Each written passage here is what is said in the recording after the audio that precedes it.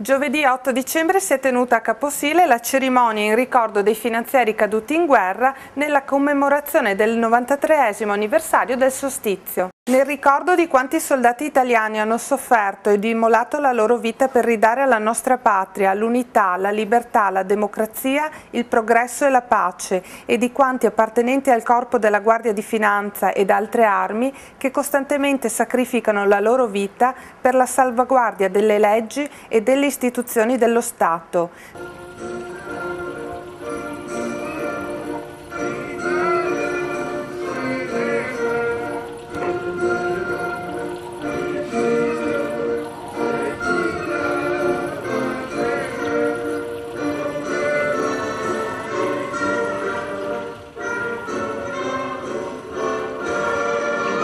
Siamo venuti qui per celebrare questo rito commemorativo, non per farlo rivivere, ma per trovarvi ammaestramento per noi e per i nostri figli,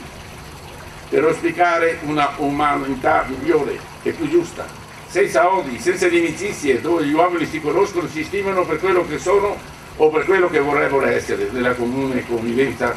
ma soprattutto per ricordare a noi stessi di continuare ad essere testimoni di ogni migliore aspetto verso la nostra terra. Si rinnova a tutti gli italiani l'invito per un sempre maggiore impegno civile e morale a sostegno ed alla prosecuzione di questi ideali.